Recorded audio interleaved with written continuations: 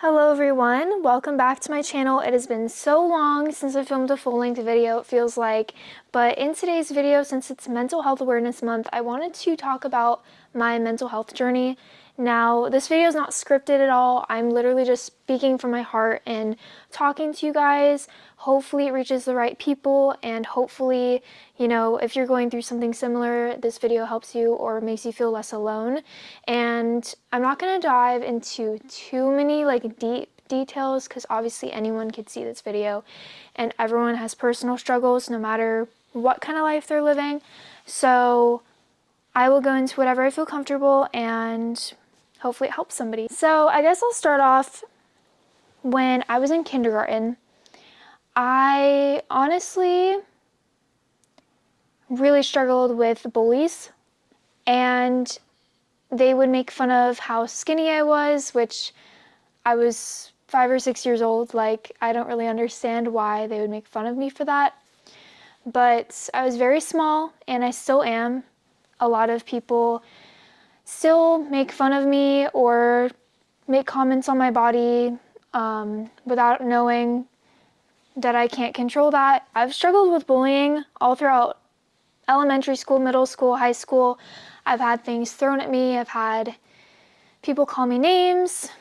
Sorry, my cat is in the frame. Come here, baby. I haven't had great experiences in school because of that. I didn't have a lot of friends, and the friends I did make didn't really have my best interests at heart. A lot of times they were fake, they were saying really rude and messed up things behind my back that weren't true, and it caused a lot of issues in my mental health as a child, and I really didn't realize what was happening, what I was feeling at all, because no offense to my parents, I love them very much, but I was not taught about mental health almost at all growing up, so I thought that I was crazy, that there was something wrong with me, and I wish that there would have been a conversation about that, and as a result, I had struggled for most of my life and still do with it very badly because I didn't really know how to handle it.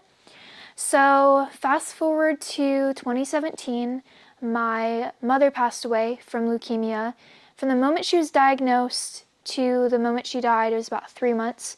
And it was very, very hard on me. Obviously, that's not going to be easy for anybody to go through. But especially since I had already been dealing with bullying and other things on top of that, which I continued to get bullied for not having a mom once I went back to school for whatever reason. Just all of that together really challenged me, and I just didn't know what to do. And I really was going through a rough time emotionally during that time, but it did give me a new sense of how worth it life is and how much we shouldn't take things for granted, shouldn't take people in our lives for granted, or experiences for granted. You never know what's gonna happen, and I feel like having that perspective has helped me with my mental health along the way. It definitely doesn't make it too much easier, but me knowing that life has a purpose, and being religious myself, I really do believe that, and knowing that has helped me feel a lot better about myself and about the course of my life, because I know that, the time here is limited, and I believe in a life after death as well, and I believe in treating myself with respect. And so a lot of times when I've had negative thoughts about myself because of things people have told me, I have rethought those things and realized, no, I'm a daughter of God, I am worth it, I am, a daughter of a king, basically, and all of us are. We're daughters and sons of God, and whether you're religious or not, that's what I believe, and, everyone has the right to believe in what they believe in, but I just want to share that because that's what's helped me. That's without God and without Jesus Christ, I really would not be here today. I have struggled so badly with negative thoughts about myself, horrible self-esteem, in the past, and it took me years to gain that back up after my mom passed away. Just everything felt like it was crumbling down on me. So in 2020, I suffered from a major anxiety attack, the first one that I ever had. And that was when I realized that I had anxiety, and it was very scary. I ended up in the hospital because I could not breathe, could not get my breathing to be normal. And so they literally just like sat in there with me for hours, just calming me down because I literally thought I was dying. For those of you who have had bad anxiety attacks, you would know how that feels. It's really, really scary. And since then, I've had several very, very similar experiences, just really, really scary. Just feels like the whole world is spinning and like everything's going wrong and all of that stuff. So I've really been struggling with anxiety for a long time. Through the journey of anxiety, I've realized that I am strong, that I can deal with this. And a lot of times I've had to deal with it on my own. When like I'm all by myself and this happens, I don't have anyone else around me to help me. I have to figure it out and breathe. And I have got in touch with family members and other people that have really helped me come up with different things I could do and come up with lists of little things to distract my mind when I'm feeling down about something. And I want to share a few of those. So number one thing for me is taking really, really deep breaths. And it's really hard to do that sometimes when I'm having an anxiety attack. But it works. It does. If you try really, really hard and really just focus on breathing, then, you'll be okay. And another thing I like to do is listen to music, especially for me, my favorite artists like Michael Jackson, Ariana Grande, and a few others that are really good and comforting to me.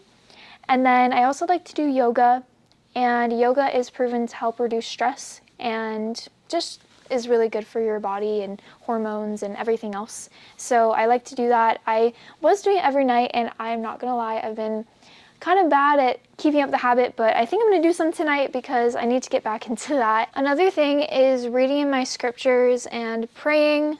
Like I said earlier, without God and without Jesus, I would not be the person I am today. I would not be here today. There are so many things that could happen without, that constant reminder that you are enough and just loved and cared for beyond this world. And I just love that so much, and nothing could ever beat that. And yeah. I guess the last thing I will say in this video is that after the past almost 10 years of majorly struggling with mental health, I am finally to the point where I am ready to speak with a mental health professional.